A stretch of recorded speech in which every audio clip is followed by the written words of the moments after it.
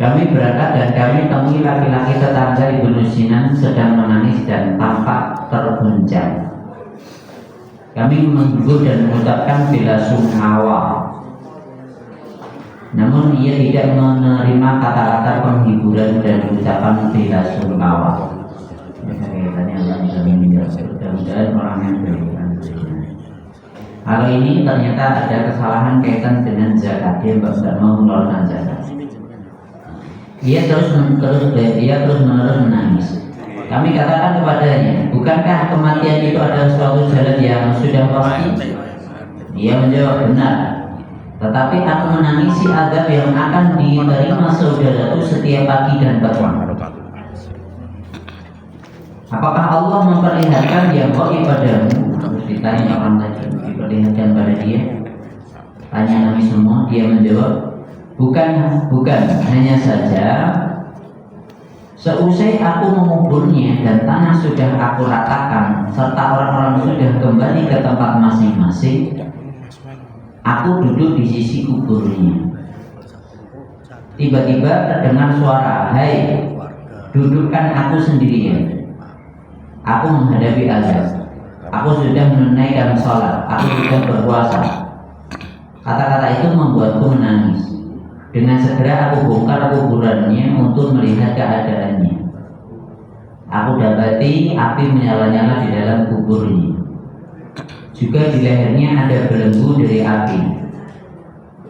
Sebagai saudara aku kasihan melihatnya. Aku pun berusaha untuk memindahkan belenggu api itu dari lehernya dengan tanganku.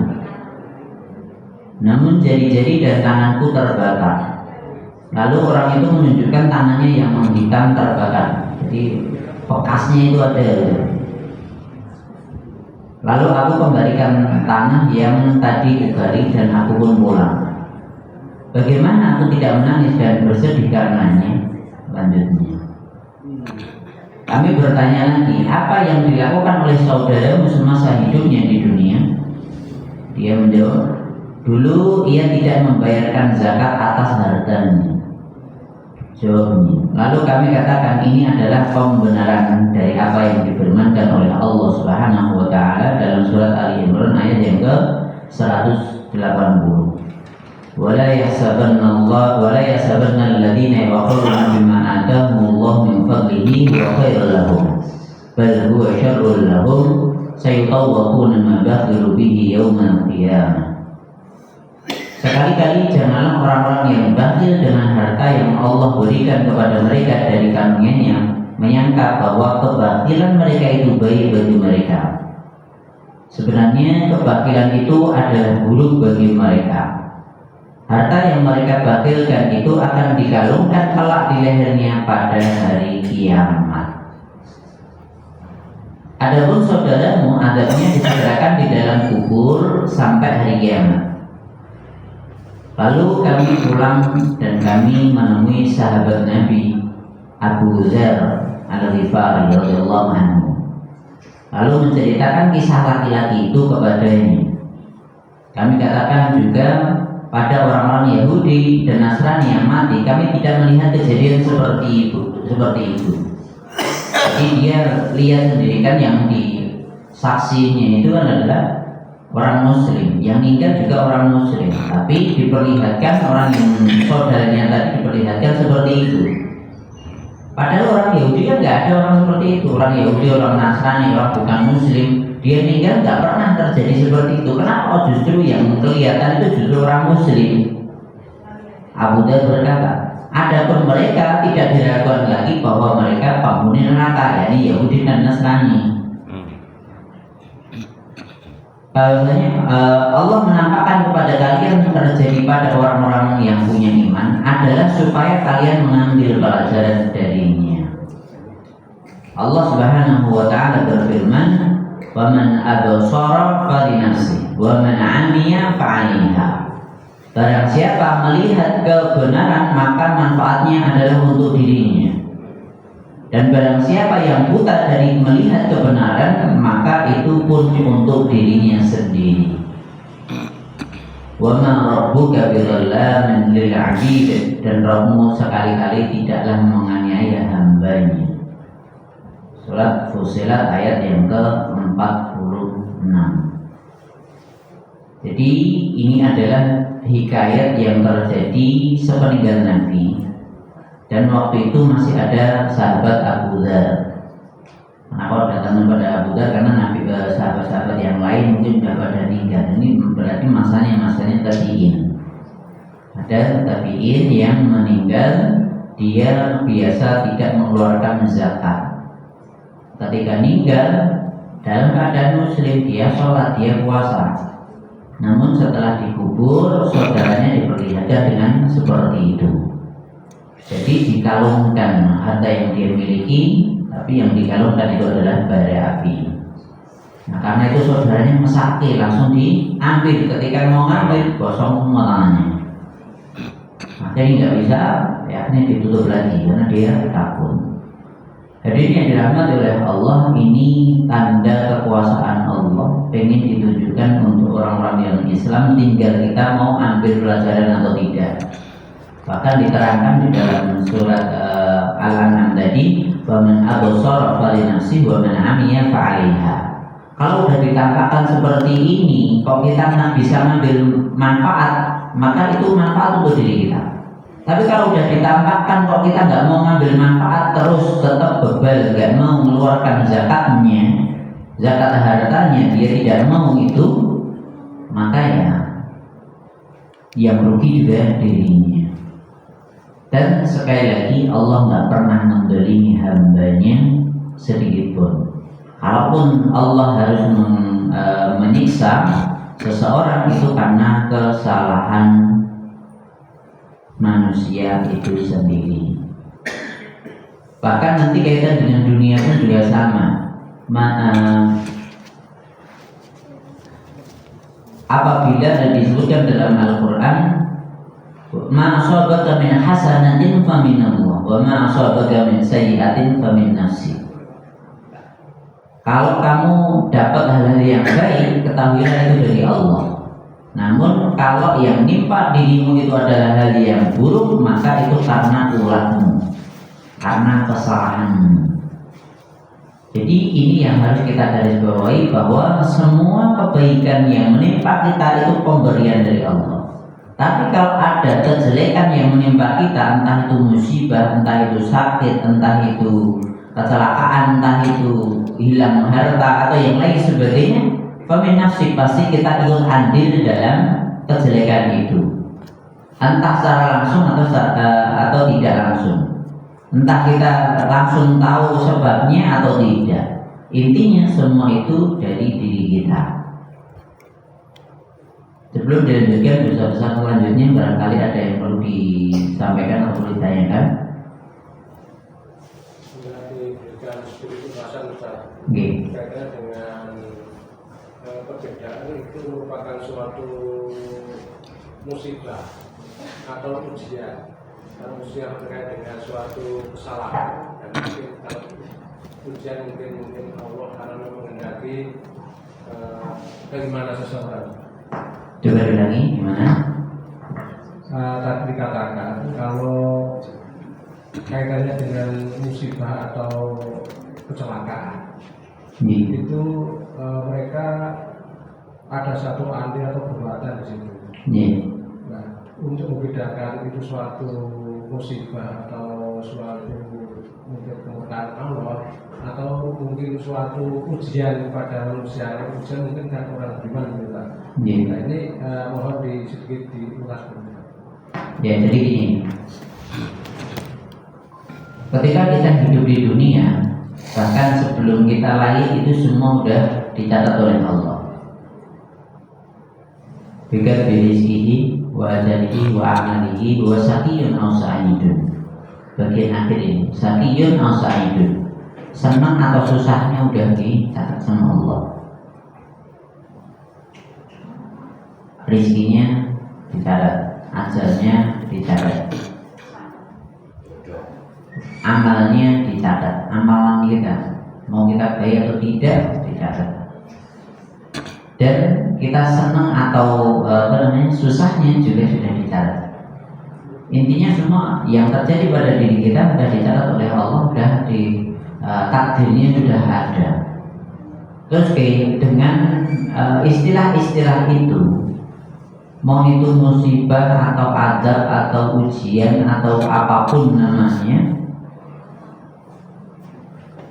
itu ya semua untuk diri kita, ujian untuk diri kita.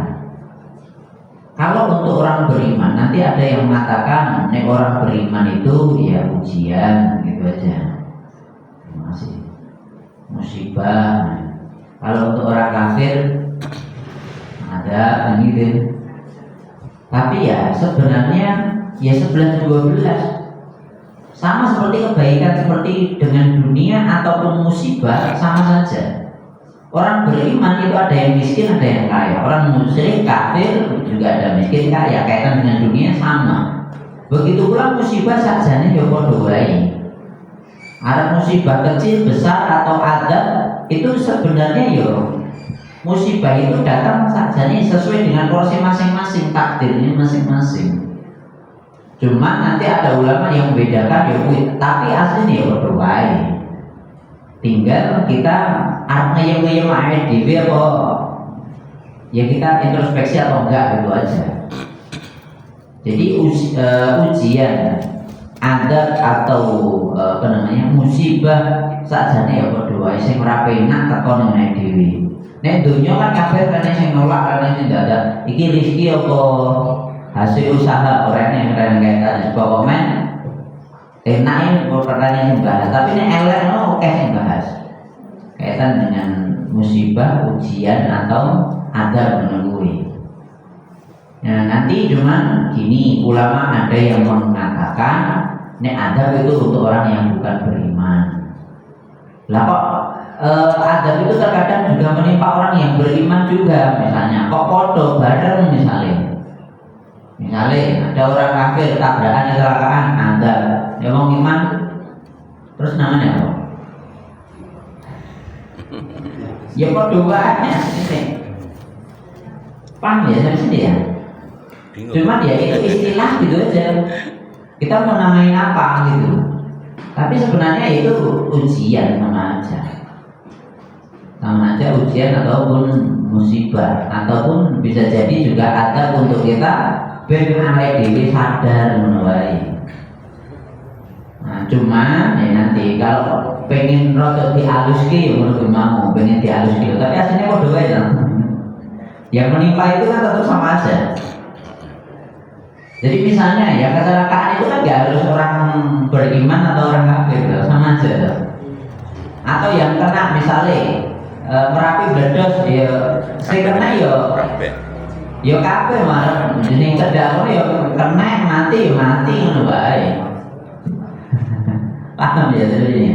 Atau tsunami Aceh, Serambi Mekah ana tsunami iki. Kuwi ada musibah, ya bingung ya jawabe. Paham sebenarnya ya. Jadi ini analogi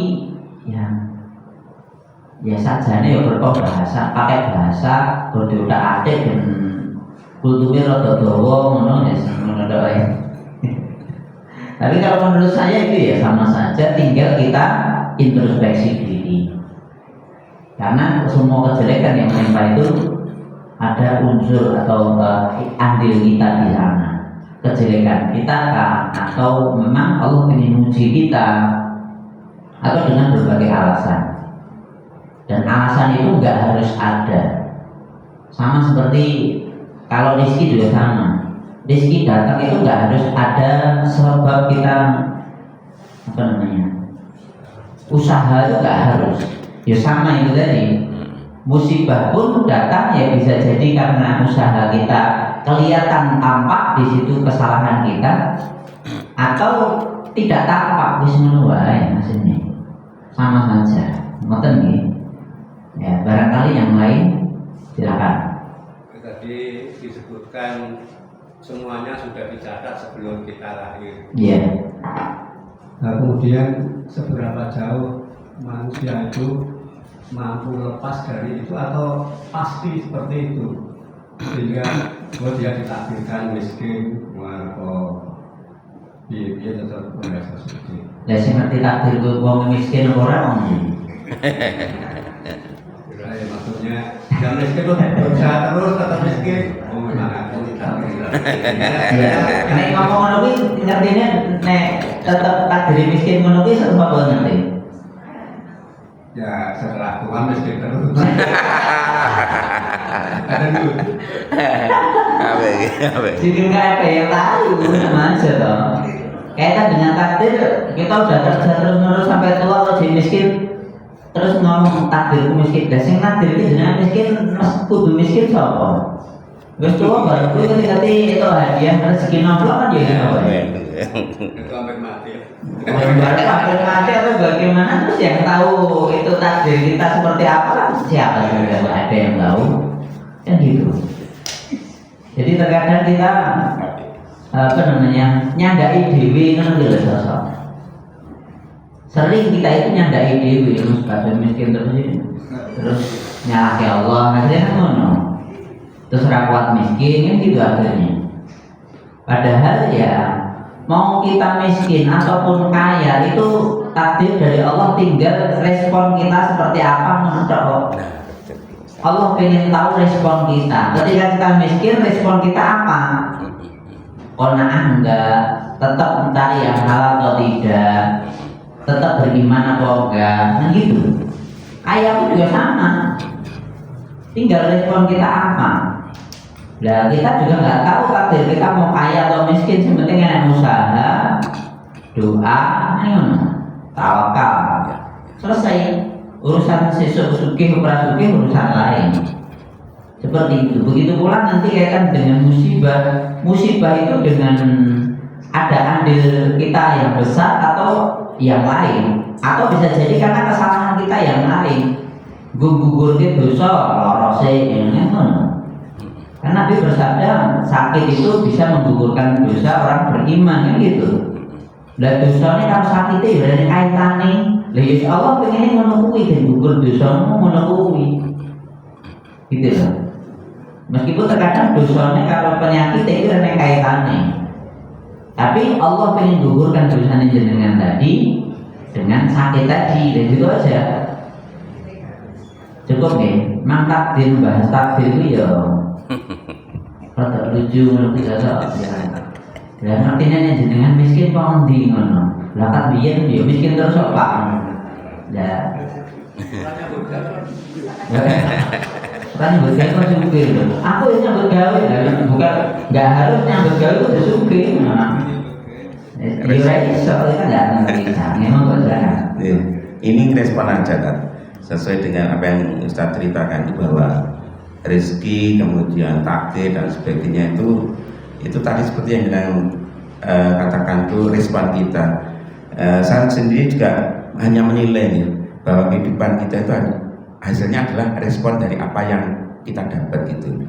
Seperti saya sendiri ketika mendengarkan ceramah bahwa Nabi itu berdoa, itu efeknya itu ternyata 7 turunan baru berhasil itu. Jadi doa Nabi itu sampai sekarang berhasil setelah 7 turunan.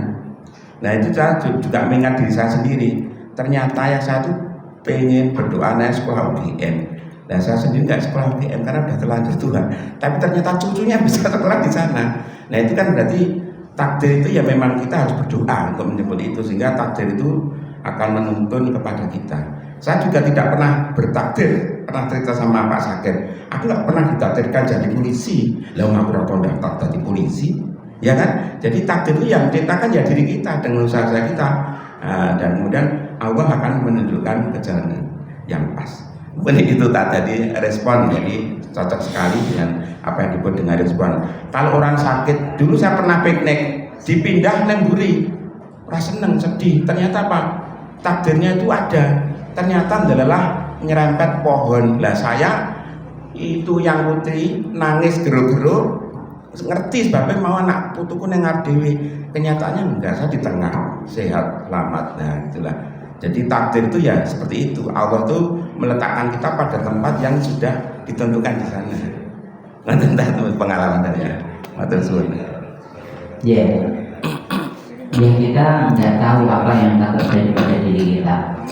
Apakah itu baik ataupun buruk, tinggal kita respon kita mau tetap ibadah atau enggak, mau tetap syukur atau tidak, mau tetap sabar atau tidak, itu aja.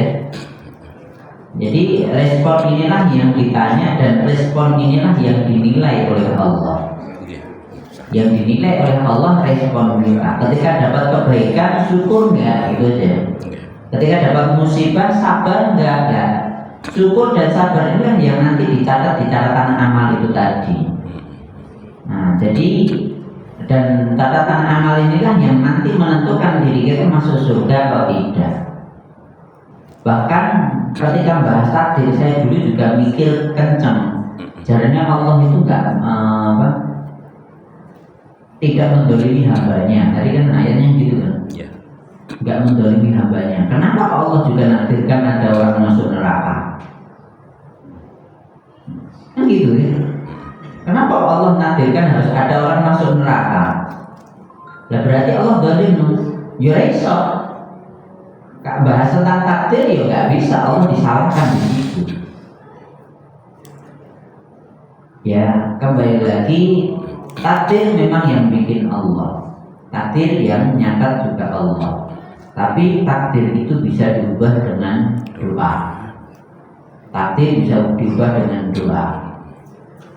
Makanya kita diperintahkan untuk banyak meminta pada Allah Subhanahu wa taala untuk hal-hal yang baik. Keselamatan kita lebih kaitan dengan akhirat. Ini dunia takdir jelas. Tapi kalau akhirat belum jelas buat kita. Nah dunia cuma sebentar, akhirat yang selama-lamanya. Yang harus kita banyak minta itu justru untuk yang kekal selama-lamanya tadi. Maksudnya ya makanya kembali lagi bahas tentang zakat tadi, usahakan. Kalau memang kita wajib untuk mengeluarkan, segera keluarkan.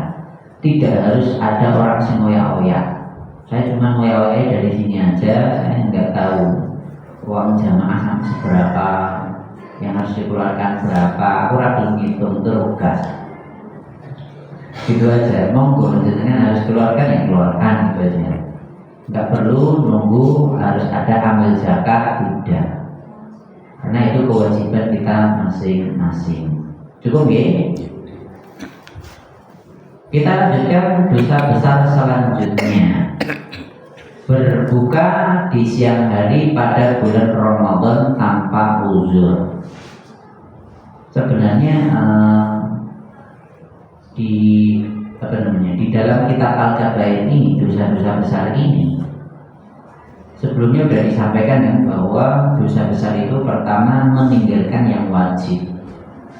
Nah gitu kan. Nah ini kaitan dengan meninggalkan yang wajib. Sebelumnya kan sholat tuh sudah saya sampaikan. Terus zakat kan juga wajib tuh.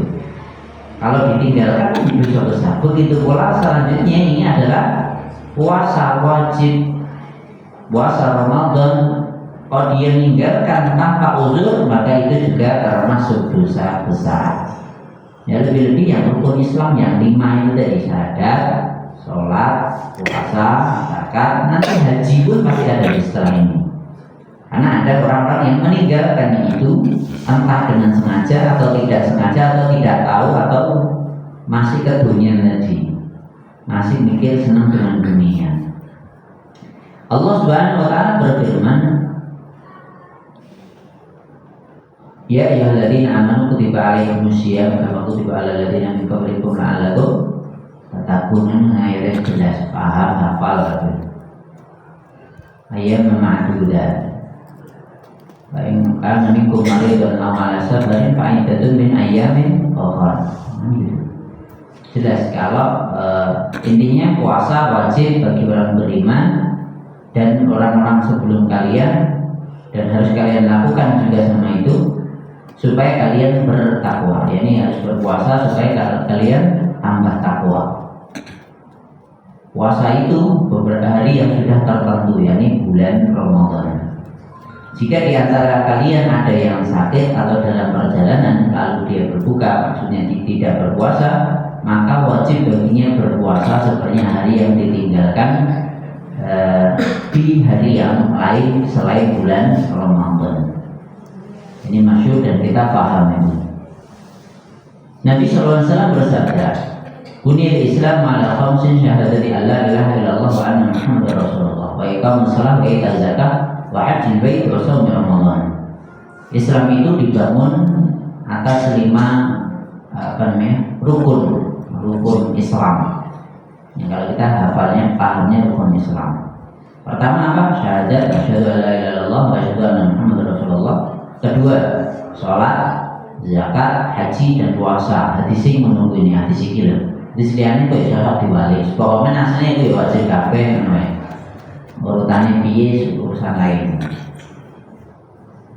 Beliau juga bersabda, "Man aftara yawman min Ramadan min ghairi udhrin lam yaqdihi siyamud dahri wa insamahu."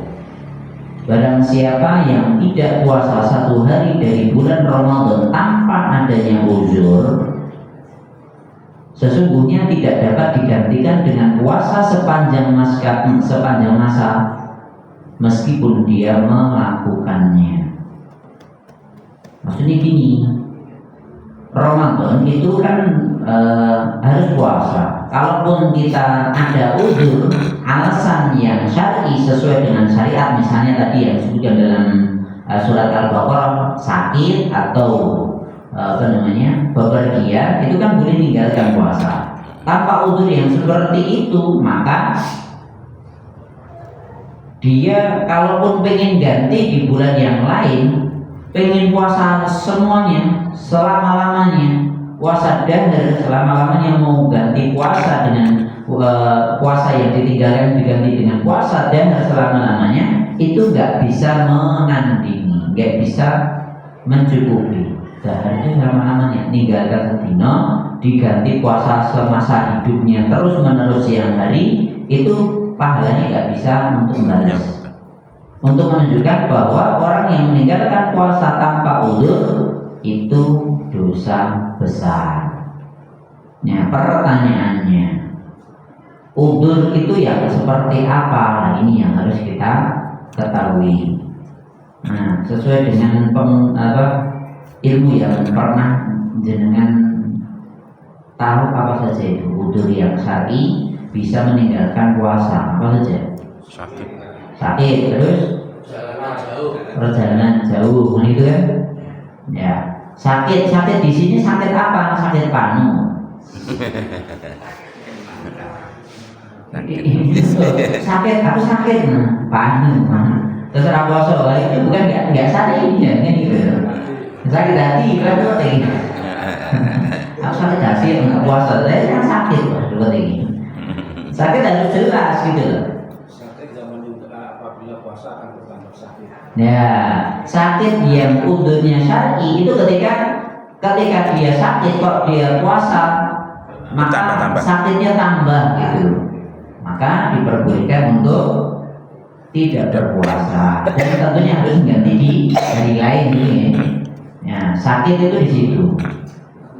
Yang lain, uzur syar'i selain sakit dan bepergian apa?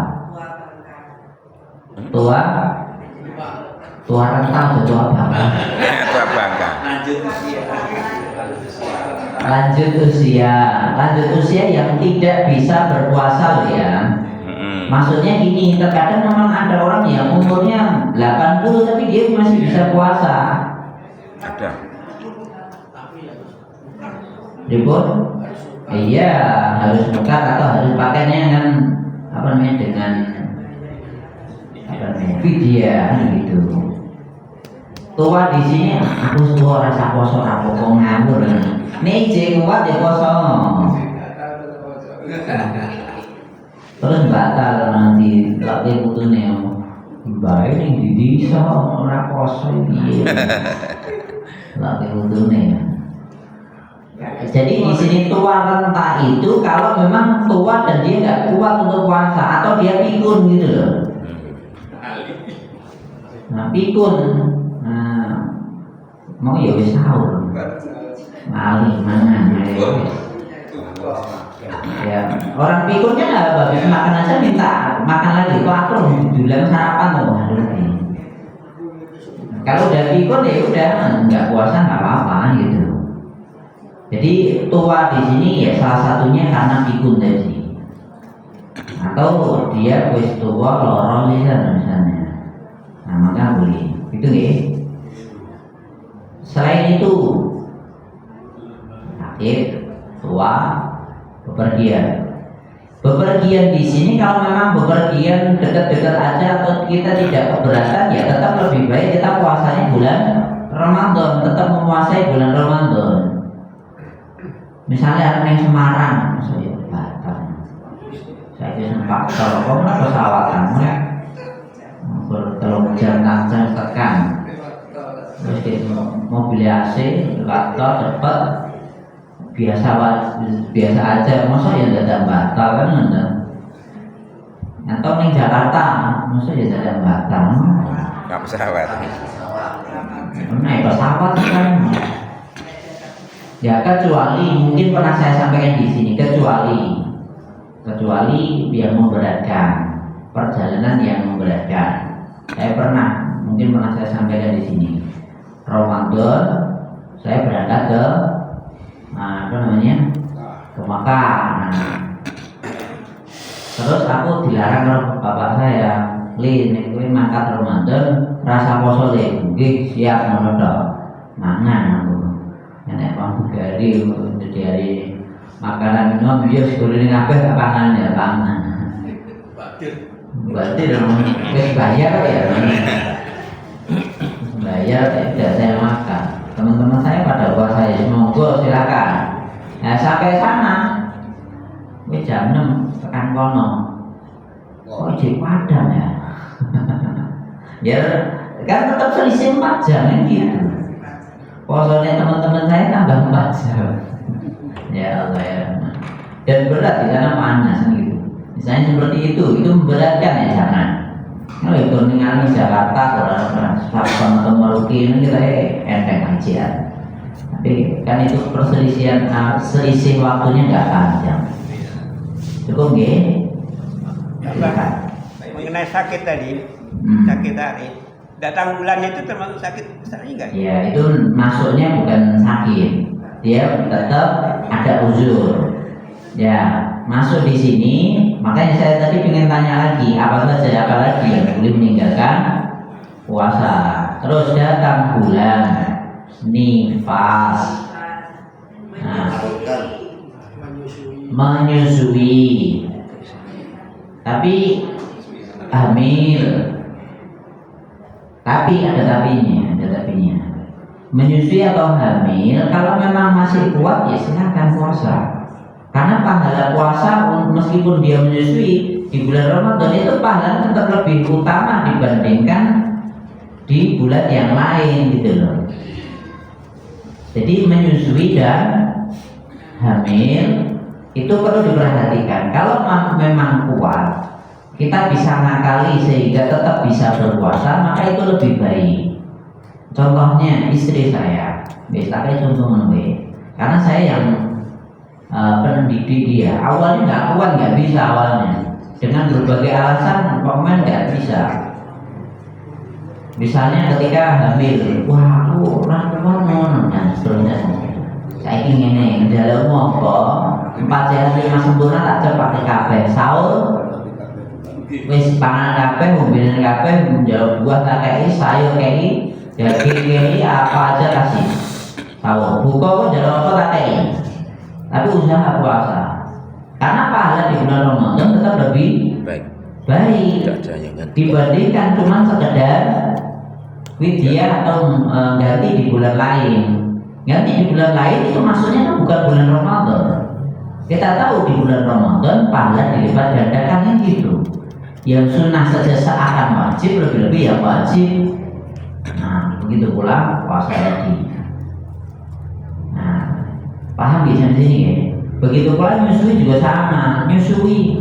Nah, itu adalah bohong, nyusui lah oke. Panganan kayak lain. Anaknya nggak kosong, usaha kosong, dikasih minum dan seterusnya. Insya Allah bisa, kecuali kalau memang anaknya stunting misalnya. Anaknya stunting itu ASI eksklusif misalnya. atau sakit menyebabkan maksa poso tapi berarti loro, misalnya saksi sini ra kuat, nah monggo biasanya usaha dulu, harus ada usaha dulu, entah itu hamil entah itu menyusui. Sampai sini paham? Ada yang perlu disampaikan? Ibnu Abbas berkata, tali ikatan Islam dan pokok-pokok din itu ada 3. Yang pertama, kesaksian bahwa tidak ada ilah yang berhak diibadahi kecuali Allah. Kedua, sholat, dan ketiga, Ramadan, puasa Ramadan. Barang siapa yang meninggalkan salah satunya, niscaya telah kafir dia. Ini yang mengatakan Ibnu Abbas. Kenapa gitu? Karena itu yang kelihatan. Haji orang melakukan haji kan ya apa nih mampu kan gitu kan. Ya, kecuali kalau mampu dia meninggalkan berarti besar nanti setelah ini nah ya meninggalkan haji bagi yang mampu. Nah itu juga dosa besar. Atau zakat lah, nih kalau miskin lah saya dizakati apa kan malah itu. Nah kecuali zakat fitrah wajib ya. Tapi kalau kaitan dengan syahadat, puasa dan sholat dan puasa ini harus dilakukan. Ini pokok Islam yang harus ada pada seseorang yang mengakunya muslim. Kalau dia muslim kok nggak bisa syahadat, ya itu perlu pertanyakan Islamnya kan gitu. Muslim kok orang sholat itu juga perlu dipertanyakan Islamnya. Muslim kok orang poso itu juga perlu dipertanyakan Islamnya. Ya, selanjutnya yang sering ditanyakan, kalau kerja itu apakah jadi alasan yang syar'i untuk meninggalkan puasa Ramadan? Tidak. Sekali lagi saya ulang. Kerja itu bukan menjadi alasan syar'i untuk meninggalkan puasa. Kalau memang kerjaan itu berat, ganti kerjaan liya nek Ramadan.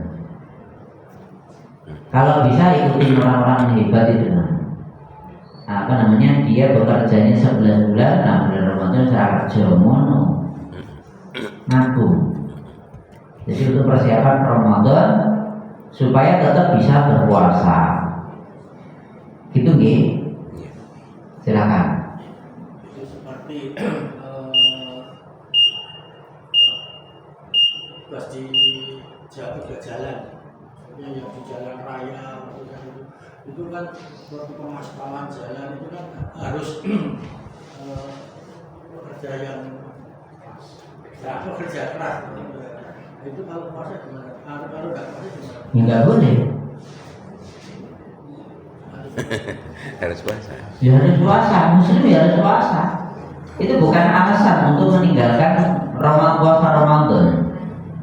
Itu enggak ada. Nanti silakan cari ya di sini nenek ketemu dengan sampaian saya.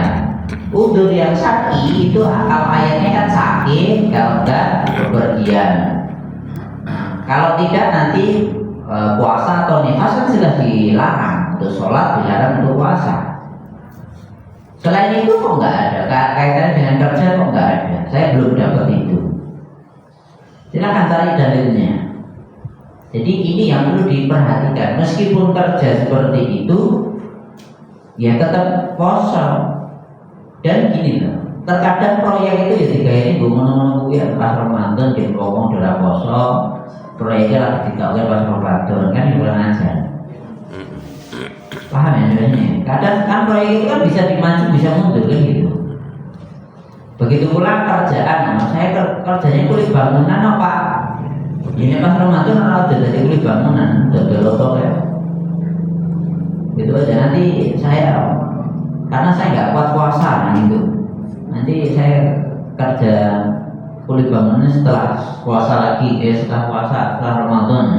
Ya gitu silakan. Itu bisa diatur gitu loh. Dan contoh saya pun juga dulu jadi kulit bangunan. Di Saudi jadi kulit bangunan. Kerja saya siang hari. Tapi kalau di Saudi itu kerja di siang Ramadan itu cuma sebentar, paling sejam 2 jam udah ulang dan masuk ke kamar lagi. Tapi ya memang untuk orang-orang yang penting saja dan orang yang kompeten saja. Tapi kebanyakan tetap kerjanya malam hari. Kalau Ramadan beli bangunan di sana kerjanya malam hari. Jadi di banyak lampu tembaknya sehingga tetap bisa kerja di malam hari. Ya, kerjanya jam 8 sampai jam 2 kali. Jadi seperti itu, jam 8 atau jam 9 lupa saya kalau malam. Tapi kalau saya, kalau ada job yang siang, saya pilih yang siang. Karena kalau malam saya nggak bisa terawih. Kalau terawih cari masjid yang imamnya bagus, subhanallah, senang enak. Jadi seperti itu. Kalau di Saudi tetap Ramadan tetap ada kerja tapi malam hari, sehingga tetap bisa makan, bisa minum. Jadi misalnya dari kulit bangunan ya kerjanya di malam hari, nah gitu aja, jangan di siang hari. Renek apa? Lampu tembak ya larang Pak ya. Ono kah banget kan? Yo kan dia PT ini namanya dia bose. Nah gitu aja. Cukup ya? Saya kira cukup sekian. Kurang lebihnya saya mohon maaf. Wa qul qawli hadza wa astaghfirullah li wa lakum. Alhamdulillah.